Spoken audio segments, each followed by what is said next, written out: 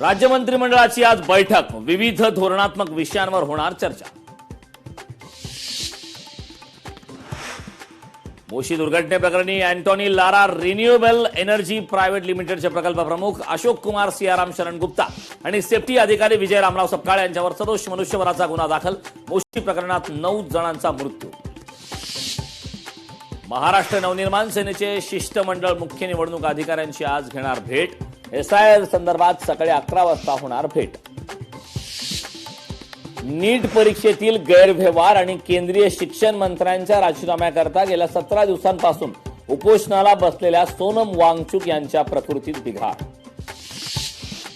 उत्तराखंडातील बद्रीनाथ मंदिरातील देणग्यांच्या गैरव्यवहाराप्रकरणी बद्रीनाथ केदारनाथ मंदिर समितीचा कर्मचारी अटकेत। मुंबईचे किनारे प्लास्टिकच्या विळख्यात, कोट्यावधींचा खर्च करूनही परिस्थिती जैसे थे। जुहू चौपाटीवरील विदारक चित्र लोकशाही मराठीवर।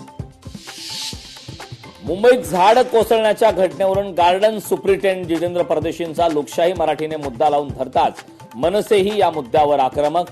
गार्डन सुप्रिंटेंडेंट जितेंद्र परदेशी नुसते बसून राज्याला बदनाम करणाऱ्या अशा अधिकाऱ्यांना सरळ करा, मनसेच्या संदीप देशपांडे यांची मागणी।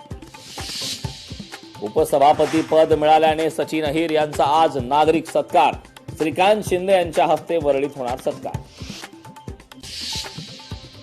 ठाण्यात बॅनर पडून एक मुलगी जखमी, मुंबई आणि आसपासच्या उपनगरात असंख्य बॅनर, पालिका आयुक्त ठोस कारवाईचे आदेश कधी देणार?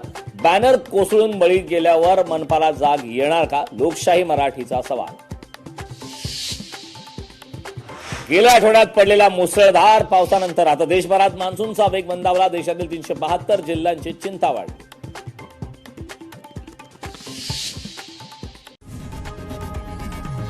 लोकशाही मराठी ऐका, पहा, जागरूक रहा।